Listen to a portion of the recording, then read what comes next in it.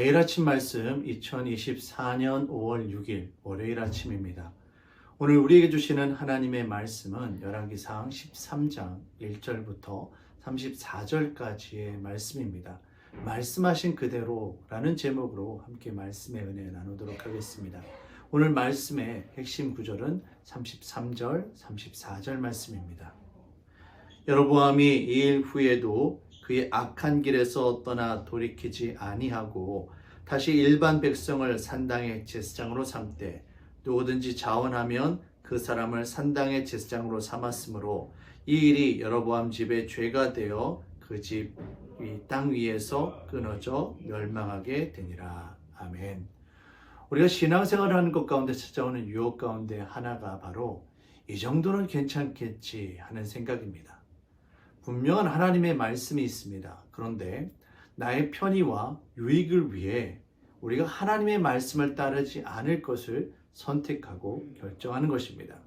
하나님을 배반하는 것도 하나님의 뜻을 거역하는 것도 아닙니다. 그저 말씀하신 그대로 따르는 것이 아니라 살짝 바꾸는 것이고 살짝 따르지 않는 것뿐이다라고 스스로 합리화를 합니다. 마음은 원이로되 육신이 약해서 따르지 못함이 아닙니다. 말씀을 지켜 행하고자 노력하다가 실패하는 것이 아니라 내가 주인이 되어서 하나님의 말씀을 나의 뜻대로 바꾸는 것입니다. 이런 일들이 얼마나 우리들의 신앙생활 가운데 많이 일어나는지 모릅니다. 열왕기상 13장 전체의 주제는 바로 말씀하신 그대로 하나님의 말씀 앞에 순종하라입니다. 여로보암은 선지자에게 임한 하나님의 말씀을 따라 이스라엘의 왕이 되었습니다. 하나님께서도 여로보암에게 말씀을 듣고 순종하며 여호와 하나님 앞에 합당하게 행하면 여로보암과 그의 집을 견고하게 하시리라 약속해 주셨습니다. 하지만 여로보암은 자기 임의대로 제단을 쌓았고 하나님의 임재를 상징하는 법궤가 아니라 금송아지를 섬기게 만들었으며 레위지파 제사장이 아니라 일반 백성들 가운데 제사장을 세웠습니다. 겉으로는 하나님 앞에 제사한다라고 하지만 속으로는 여호와 하나님이 아니라 스스로가 주인이 되어 하나님의 말씀을 자신의 편리를 위해 바꾸고 이용하고 있는 것입니다.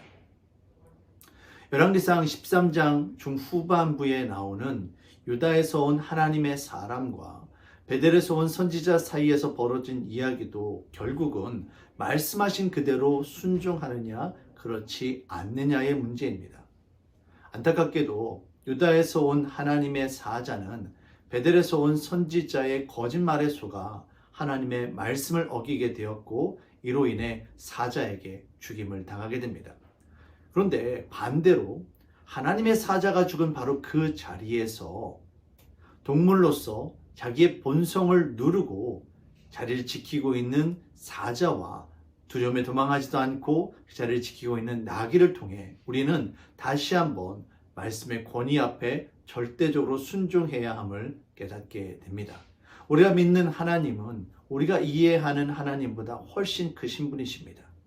때로 하나님의 말씀을 이해할 수 없고 때로 납득할 수 없는 부분이 있다 할지라도 우리 인간의 지성과 이성을 뛰어넘는 하나님의 은혜와 섭리를 믿으시길 바랍니다. 이것이 바로 믿음의 사람들이 살아가는 방법입니다. 오늘도 말씀하신 그대로 주님의 뜻 가운데 순종하며 살아가는 저와 여러분들이 되시기를 주님의 이름으로 축원합니다. 사랑의 주님, 여로보암은 하나님의 분명한 말씀이 있었음에도 불구하고 자신의 유익을 위해 하나님의 뜻을 따르지 않고 하나님의 말씀 앞에 거역할 것을 결정합니다. 우리 이 땅을 살면서 우리의 유익을 위해 얼마나 자주 하나님의 뜻을 배반하고 있는지 모르겠습니다. 우리들의 죄악됨을 용서하여 주시고 오늘도 주님의 말씀 앞에 순종하며 살아갈 수 있도록 인도하여 주시옵소서. 예수님의 이름으로 기도합니다. 아멘.